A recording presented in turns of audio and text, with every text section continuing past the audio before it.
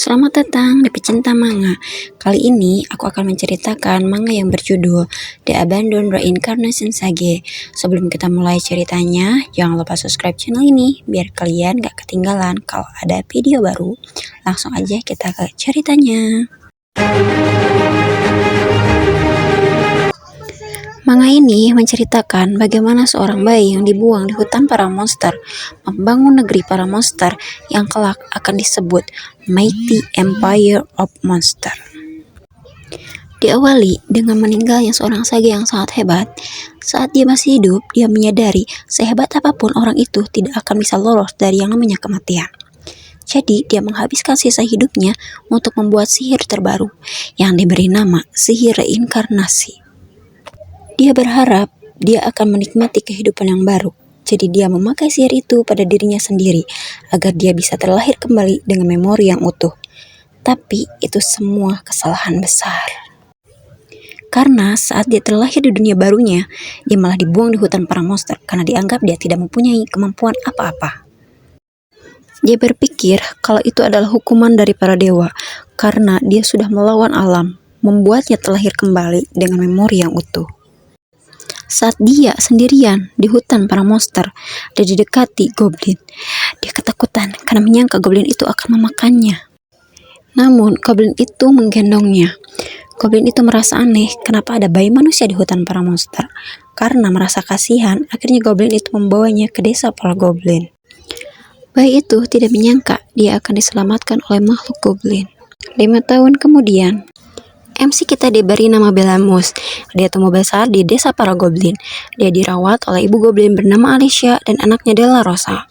Dia disayangi oleh semua goblin, bahkan sudah dianggap keluarga oleh para goblin. Belamus juga menggunakan pengetahuannya untuk membantu mencari makanan dan mengobati para goblin yang terluka.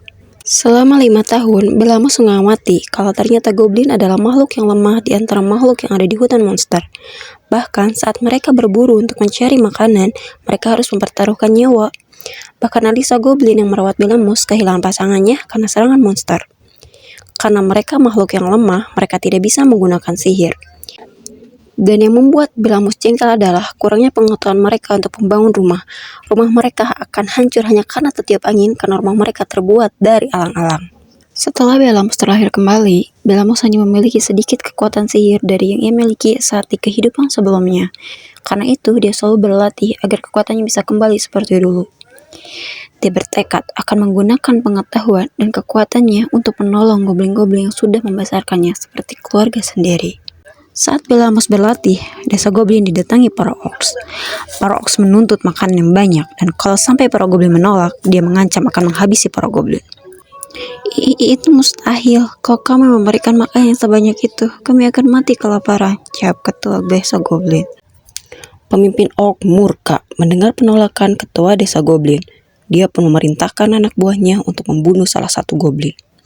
Saat orc yang diperintahkan menyerang, rock blast, boom. Orc itu tumbang seketika.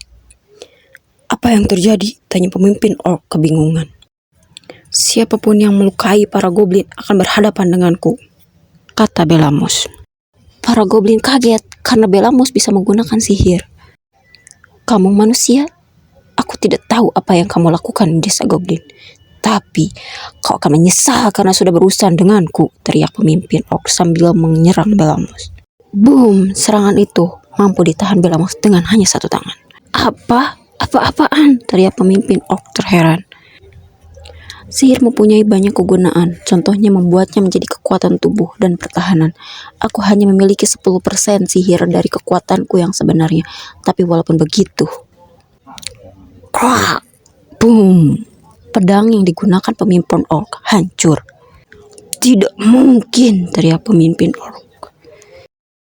Kau lihat sekarang, apapun usahamu, kamu tidak akan bisa mengalahkanku.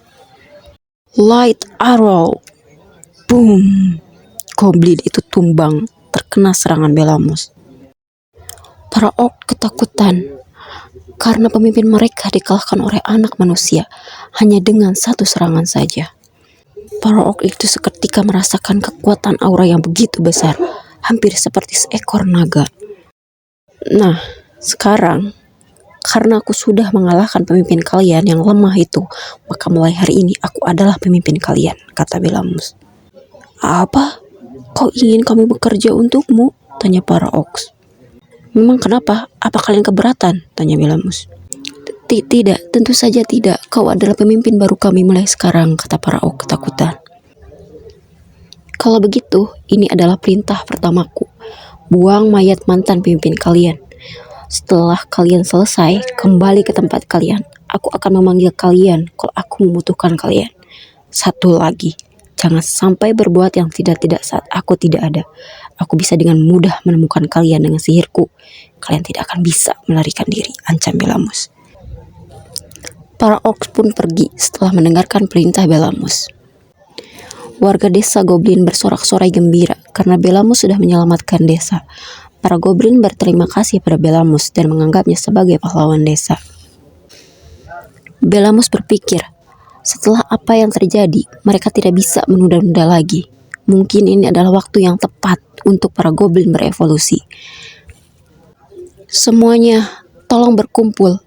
Ada sesuatu hal yang penting yang ingin aku sampaikan, kata Belamus. Beberapa hari kemudian, para Goblin berevolusi menjadi lebih kuat. Yang membedakan monster dan makhluk lain adalah mereka yang bisa berevolusi atau tidak. Kalau mereka mengkonsumsi monster yang lebih kuat dari mereka akan berevolusi. Belamus merasa lega karena semua Goblin memilih berevolusi. Karena itu, mereka bisa saling menjaga dan melindungi satu sama lain. Tapi ini hanya awalnya saja.